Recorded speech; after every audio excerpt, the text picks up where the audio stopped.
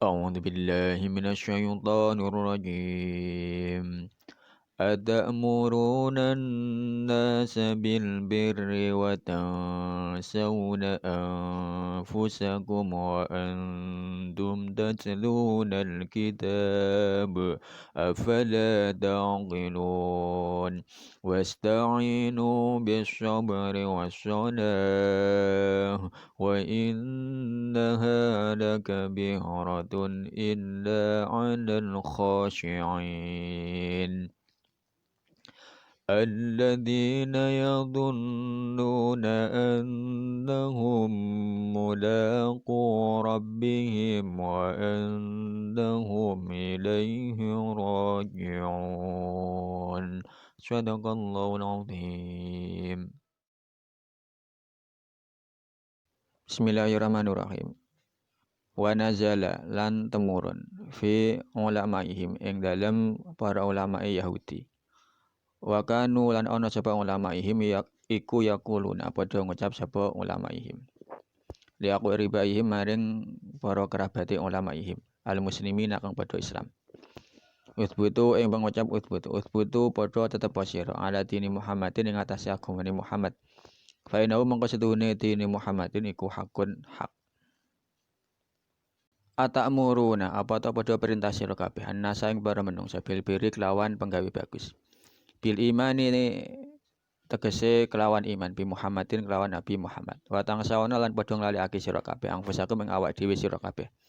Tatrukuna tegese padha ninggal sapa sira kabeh ing angfusakum.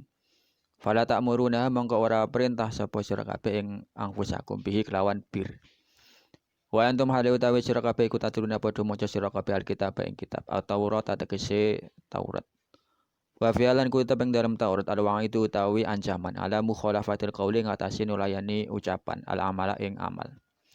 Afala tangkiluna apa ta ora padha angen-angen sira kabeh su'afi ilikum ing olone penggawe sira kabeh. Fatar jiwuna mongko padha bali sira kabeh utawa padha mareni sira kabeh ing su'afi ilikum. Fa jumlatun nisyani mongko utawi jumlah nisyan iku mahal istifham alingkari kang bangsa ingkar. Wasta'inu lan amri pitulung sira utlubu tegese amri sira almaunata ing pitulung an umurikum saking pira-pira perkara sira kabeh bisa beri kelawan sabar alhabsi tegese ngeker lin nafsi maring nafsu alama ing atase perkara takrahu kang sengit sira. Wa sholat lan sholat afrodaha nyuwijake sapa Allah ngijenake sapa Allah ing lafaz sholat bizikri kelawan nutur ta'ziman krana ngagungake lisanihi maring derajate sholat.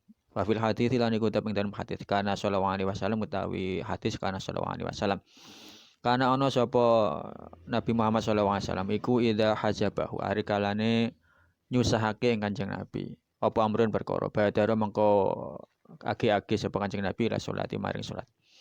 Wakil lan dendawake al-khitabu utawi khitab iku li Yahudi maring kaum Yahudi lama aqohum semangsane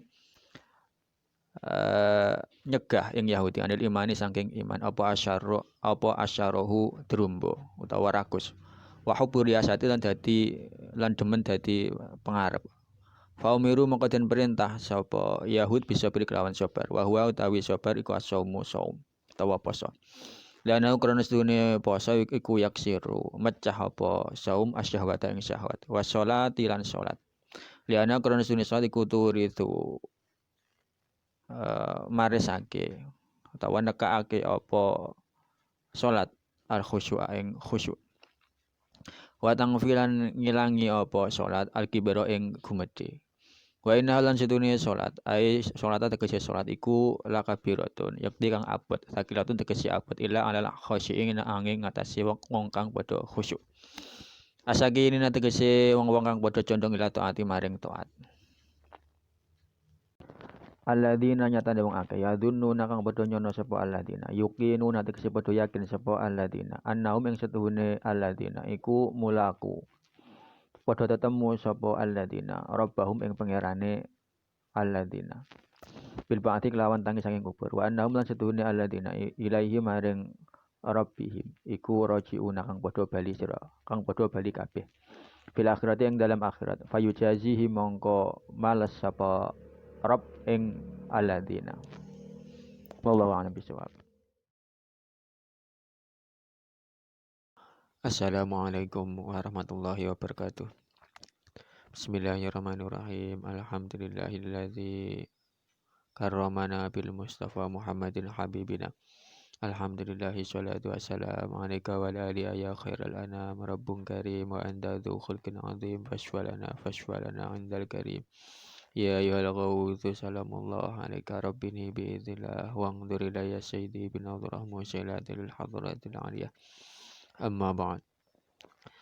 Pemirsa, alhamdulillah kita berjumpa kembali dalam kajian tafsir Jalalain. Kali ini kita akan membahas surat Al-Baqarah ayat ke-44 sampai 46. Baik, langsung saja kita menuju ke tafsirnya. Bismillahirrahmanirrahim. Wa nazala fi ulamaihim wa kanu yaquluna li aqribaihimil muslimin uthbutu ala dini Muhammadin fa innahu haq. Jadi di sini adalah asbabun nuzul atau sebab turunnya ayat surat Al-Baqarah ayat ke-44. Jadi kisahnya pada zaman dulu sebagian ulamanya Yahudi itu berkata pada kerabat-kerabatnya yang telah masuk Islam. Ulama itu mengatakan kalian sebaiknya tetap berpegang pada agamanya Muhammad, karena sesungguhnya agama Muhammad itu adalah yang hak atau yang benar. Sesungguhnya betul Nabi Muhammad itu memang sudah disebutkan di Taurat, sudah dijelaskan dengan detail bahwa nanti memang akan diutus Nabi terakhir yakni Nabi Muhammad. Jadi mereka memberi nasihat kepada keluarga yang telah masuk Islam agar tetap berpegang pada agama Islam. Namun mereka sendiri tidak mau masuk Islam, mereka tetap beragama Yahudi.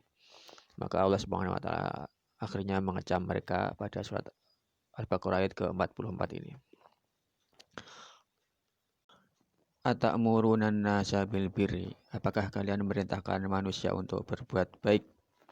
Bil imani bi Muhammadin, artinya kalian memerintahkan orang-orang untuk iman kepada Nabi Muhammad. Wa tangsawna anfusakum, akan tapi kalian melupakan diri kalian sendiri. Tatrukunaha fala ta'murunaha bihi. Artinya kalian meninggalkan diri kalian sendiri atau kalian tidak memerintahkan diri kalian sendiri untuk melakukan kebaikan tersebut. Atau lebih mudahnya kalian tidak mengerjakan apa yang kalian perintahkan untuk orang lain. Kalian memerintahkan orang lain untuk berbuat baik, akan tapi kalian sendiri tidak mengerjakannya. Wa antum tatlunal kitab, sedangkan kalian ini adalah orang-orang yang membaca kitab. Kitab apa? At-Taurat, kitab Taurat. Wa fi al-wa'id ala mukhalafatil qawli al-amala, sedangkan dalam kitab Taurat itu juga ada ancaman bagi orang yang antara perbuatan dan perkataannya itu tidak sesuai. Afala ta'qilun, apakah kalian tidak berpikir su'afilukum, buruknya perbuatan kalian. Fatarjiun, maka kembalilah kalian atau insaflah kalian.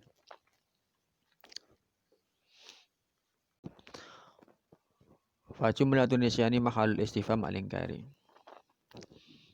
Istifham ingkari atau pertanyaan yang mengandung kecaman itu sasarannya adalah pada lafadz watang sauna angfusakum. Artinya apa? Artinya sebenarnya yang dikecam itu bukan perintah untuk berbuat baik, bukan amar ma'rufnya yang dikecamakan, tapi yang dikecam adalah mereka melupakan diri mereka sendiri. Artinya mereka tidak mau mengamalkan atau tidak mau mengerjakan apa yang mereka sarankan untuk orang lain.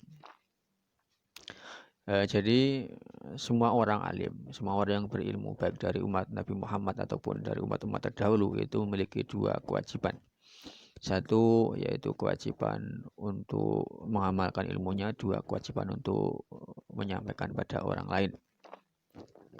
Bagi orang alim yang dia hanya mengamalkan ilmunya, kan tapi tidak mau menyampaikan pada orang lain, ini terkecam karena dia menyembunyikan ilmu Allah.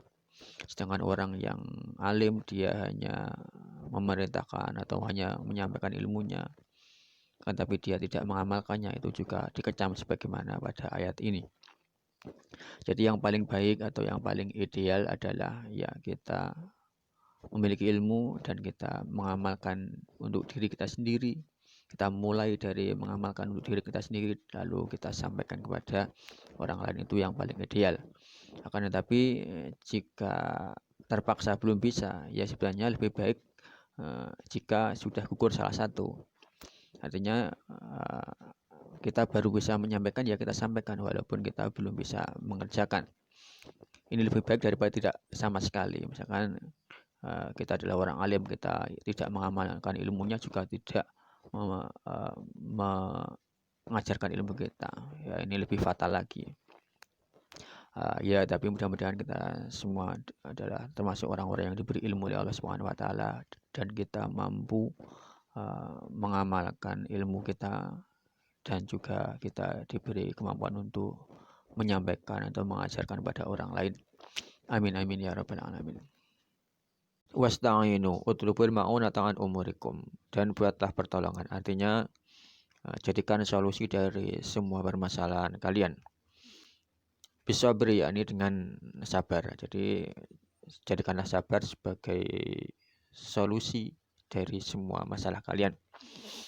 Lalu apa itu sabar? Sabar adalah al-habsi lin nafsi ala matakrahu, yakni menahan diri, menahan nafsu dari semua perkara yang tidak disukai. Dan secara garis besar sabar itu dibagi menjadi dua, yakni sabar dalam ketaatan, baik itu melaksanakan perintah maupun menjauhi larangan, dan juga sabar dalam menerima ujian dari Allah Subhanahu wa taala. Wassolati, dan sholat. Jadi jadikanlah penolong atau solusi dari masalah kalian, yakni dengan sabar dan sholat. Afrada bi dzikri ta'dhiman li sya'nihi. Nah, kenapa lafaz sholat ini kok disebutkan sendiri padahal dia kan termasuk bagian dari sabar? Karena seperti yang telah kita bahas tadi, sabar itu ada kalanya sabar dalam ketaatan, yakni dalam menjalankan ketaatan atau menjauhi larangan, dan sholat ini termasuk adalah sebuah ketaatan yang di sana juga diperlukan kesabaran. Jadi termasuk dalam sabar itu adalah sholat. Tapi kenapa kok di sini disebutkan tersendiri? Kenapa tidak cukup dengan sabar saja? Ta'dhiman lisaniyat, yakni untuk mengagungkan pada derajatnya yang memang sangat tinggi sekali. Karena apa? Karena disebutkan ketika Nabi Muhammad SAW itu Isra Mi'raj, beliau melihat para malaikat itu beribadah dengan berbagai jenis ibadah. Ada malaikat yang beribadah sambil berdiri, terus ada yang malaikat yang cuma bertasbih saja, ada malaikat yang cuma bertahmid saja, ada malaikat yang cuma rukuk saja, ada malaikat yang cuma sujud saja. Rasulullah SAW sangat kagum melihat berbagai jenis ibadah yang dilakukan oleh para malaikat. Maka Rasulullah SAW bermohon agar umatnya diberi ibadah yang seperti ibadahnya para malaikat. Maka Allah Subhanahu wa taala mengabulkan dengan memberi ibadah berupa sholat, di mana sholat itu menggabungkan berbagai macam jenis ibadah, mulai dari berdiri, mulai dari membaca Al-Quran, membaca tahmid, takbir, sampai sholawat pada Nabi Muhammad SAW, semua ada dalam sholat. Ini adalah sebuah keistimewaan daripada sholat. Wa fil hadithi kana sallallahu alaihi wasallam idza hajabahu amrun badara ila sholah. Dan dalam sebuah hadis dinyatakan ketika Rasulullah SAW sedang ditimpa suatu masalah yang berat, ketika beliau menghadapi suatu masalah yang berat, maka beliau bersegera untuk melaksanakan sholat. Bahkan ada satu hadis yang sangat masyhur, yaitu Rasulullah SAW bersabda, qurratu aini fi sholah. Saya merasakan suatu ketenangan ketika sholat. Ini sejalan dengan firman Allah Subhanahu wa taala pada surat Ar-Ra'd ayat ke-28. Sana Allah Subhanahu wa taala berfirman, "Ala bi dzikrillahi tatmainnul qulub." Ingatlah, hanya dengan mengingat Allah hati menjadi tentram. Maka jelaslah dengan sholat maka seseorang akan merasakan ketentraman yang luar biasa, di mana dia bisa dengan sholat bisa mengingat Allah Subhanahu wa taala, bisa bermunajat dengan Allah Subhanahu wa taala. Dan ketika orang itu sudah mendapatkan ketenangan hati, maka biasanya orang itu akan bisa berpikir dengan jernih. Dan ketika orang itu sudah bisa berpikir dengan jernih, maka biasanya masalah sebesar apapun akan mudah dicari solusinya. Tentu semua itu adalah tidak lepas dari taufik dan hidayah Allah Subhanahu wa taala. Waqilal khitabu lil yahudi lama aqahum anil iman asyarahu wa hubur riyasah. Dan sebagian ulama mengatakan khitab atau sasaran ayat ke-45 ini adalah untuk orang-orang Yahudi. Jadi di sini ada dua perbedaan ulama. Yang pertama mengatakan bahwa khitab atau sasaran ayat ke-45 ini adalah untuk orang-orang mukmin. Jadi di sini adalah jumlah mutaridah atau semacam kalimat interupsi. Dan ada juga yang mengatakan bahwa ayat ke-45 ini khitabnya adalah untuk orang-orang Yahudi. Jadi masih sambung dengan ayat yang ke-44. Lama qaum anil iman asyarahu wa hubur riyasah. Jadi menurut pendapat yang kedua, khitabnya adalah untuk orang-orang Yahudi ketika mereka merasa enggan untuk beriman kepada Rasulullah SAW dikarenakan sifat tamak dan senang terhadap kekuasaan. Fa'umiru bisabri wa huwa shaum li'annahu yaksirus syahwah. Maka mereka diperintahkan untuk bersabar, yakni dengan melaksanakan puasa. Dikarenakan puasa itu bisa menghilangkan syahwat. Jadi syahwat mereka yang berupa sifat rakus dan tamak serta senang terhadap kepemimpinan, senang menjadi seorang pemimpin itu bisa hilang dengan cara memperbanyak puasa. Wa sholati li'annaha turidul khusyu' wa tangfil kibr. Dan mereka diperintahkan untuk memperbanyak sholat dikarenakan sholat itu bisa mewariskan sifat khusyuk dan menghilangkan sifat takabur. Wa innaha aisolah lakabiratun tsaqiratun ila alal khusyin. Dan sesungguhnya salat itu sangat berat kecuali bagi orang-orang yang khusyuk. Siapa itu orang-orang yang khusyuk? Yaitu as-sakinina ila ta'ah, yaitu orang-orang yang sudah bisa menikmati ketaatannya. Alladzina yadunnuna, orang-orang yang khusyuk adalah orang-orang yang menyangka. Yuqinuna, yang dimaksud menyangka di sini adalah yakin. Jadi dzan bermakna yakin. Annahum mulaqu rabbihim, yakni orang-orang yang yakin bahwa sesungguhnya mereka akan berjumpa dengan Tuhan mereka bil ba'ti, yakni ketika bangkit dari kubur di hari kiamat. Wa annahum ilaihi raji'un, dan sesungguhnya hanya kepada Allah mereka kembali. Fil akhirati fayujazihim, yakni di akhirat nanti, dan mereka akan mendapatkan balasan dari amal perbuatan mereka. Pemirsa yang dihormati Allah, pada ayat yang ke-46 ini kita diberi isyarat Allah Subhanahu wa taala bahwa salah satu cara agar kita bisa khusyuk dalam beribadah adalah dengan cara meyakini atau memperbanyak mengingat bahwa kita akan berjumpa dengan Allah Subhanahu wa taala, yakni kita semua akan mati dan menghadap Allah Subhanahu wa taala. Dengan memperbanyak mengingat mati, maka kita akan ringan beribadah pada Allah Subhanahu wa taala dan kita akan lebih mudah khusyuk ketika beribadah kepada Allah Subhanahu wa taala. Pemirsa, demikian tafsir saya kali ini. Mudah-mudahan bisa memberikan manfaat yang sebesar-besarnya bagi kita semua. Amin amin ya rabbal alamin. Wabillahi taufiq wal hidayah min Rasulillah sallallahu alaihi wasallam asyafa wa tarbiyah. Wa min al-ghafirati radhiyallahu an an-nadhara wal barakah wal karamah. Wassalamu alaikum warahmatullahi wabarakatuh.